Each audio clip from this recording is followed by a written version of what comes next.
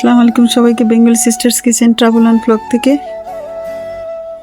ঠান্ডা আরেকটু বেড়েছে, গাছের অবস্থা আরেকটু খারাপ হচ্ছে। বাবা, অনেক বড় একটা মৌমাছি।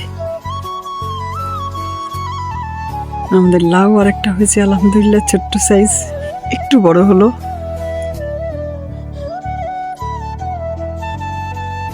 দেখি আজকে কি রান্না করি চিন্তা করছি।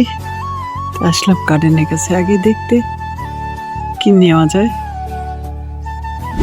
সকালে নাস্তা আমরা পরোটা, বটভাজি আর ডিম সিদ্ধ খেয়ে নিলাম। আল্লাহ মাশাআল্লাহ, আমাদের উঠানো গার্ডেনের শাকসবজি, বেগুন, টমেটো 3 রকম, ফিগ, মরিচ 2 রকম, রাসবেরি, আর একটা বেগুন উঠিয়ে নিলাম যে, আর কয়েকটা ফুল। এই ফুলগুলো এখন আমি এখানে দিয়ে দিচ্ছি। ফুল আমি নর্মালি উঠাই না গার্ডেন থেকে, কিন্তু ঠান্ডা পড়ে গেছে, সব নষ্ট হয়ে যাচ্ছে, তাই উঠিয়ে নিলাম। দেখতেই পাচ্ছেন গার্ডেন থেকে উঠিয়ে নিয়ে আসলাম ফুল আর এই শাকসবজি। উঠিয়ে নিলাম বেগুন, টমেটো, ধনেপাতা, ফিগ, কাঁচামরিচ। এখন দেখি কিভাবে কি রান্না করি। এখানে পেঁয়াজ, কাঁচামরিচ আর রসুনকে কুচি করে, আর এখানে দিয়েছে হলুদ, মরিচ, ধনে, জিরে গুঁড়ো। লবণটা আমি অ্যাড করব না, যেহেতু ইলিশের মধ্যে লবণ দেওয়া আছে, নোনা ইলিশ, তাই আমি এটাকে এমনি কষিয়ে নেব। আগে দিয়ে দিচ্ছি ভালো করে নেড়ে।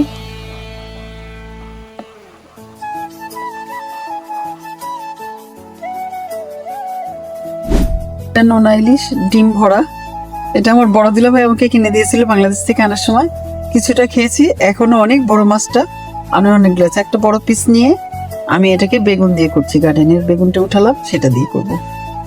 মশলাটা একটু কষানো হয়ে গেছে, এখন আমি এর মধ্যে গোটা ইলিশটাই দিয়ে দিব, গোটা পিসটা আর কি, বড়টাই।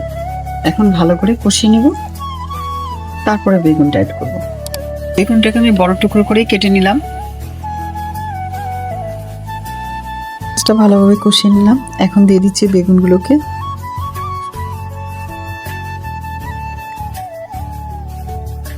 গাছে আর মাত্র কয়েকটা বেগুন আছে। ইলিশটা রান্না করতেছি আর দোয়া করতেছি আল্লাহ আমার দুলাভাইকে ভালো রাখুক। ভালো করে নেড়ে তারপর আমি দিয়ে দিব ঢাকনা।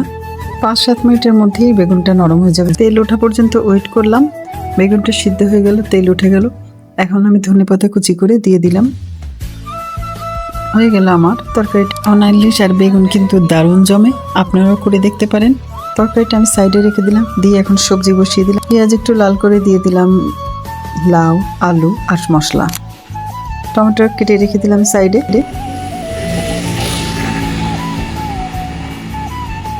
ঘরে রান্না বান্না সেরে আরও কাজ ছিল, তাড়াহুড়া করে আমি চলে যাচ্ছি হসপিটালের দিকে।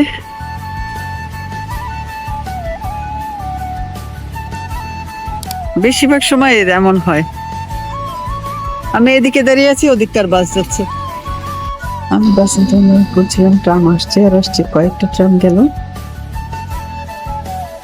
দেখতে পাচ্ছেন খালি ট্রাম আসছে। আমি দাঁড়িয়েছিলাম আর একটু ভিডিও করছিলাম। 2 দিন আগের গাছের কালারটা যেমন ছিল, এই 2 দিনে আরো হলুদ হয়ে গেছে।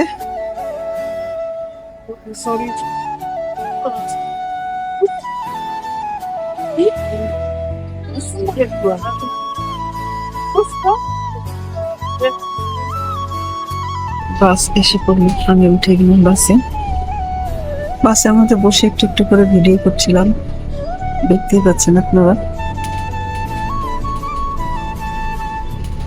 চলে আসলাম হসপিটালের দিকে।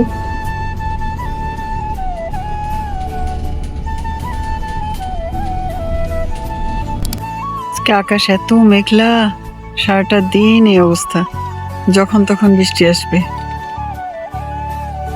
হসপিটালে এসে দেখলাম তার শরীরটা বেশি ভালো না, খারাপ, এমার্জেন্সিতে নিতে হলো। তো ওখানে কিছুক্ষণ ওয়েট করলাম, তারপরে শরীরটা ভালো হলো, রওনা দিলাম বাসার দিকে। রাত হয়ে গেল ততক্ষণে অনেকটা। আলহামদুলিল্লাহ দিনটা ভালোই ছিল, আল্লাহর কাছে শুকর। হঠাৎ করে ঠান্ডা আর রাতও হয়েছিল, তাই রাস্তায় বেশি মানুষ ছিল না। চলে আসবো অন্য কোনো নতুন ভিডিও নিয়ে, ততক্ষণ পর্যন্ত আপনারা সবাই ভালো থাকবেন। আজকে তাহলে এই পর্যন্তই, আল্লাহ হাফেজ।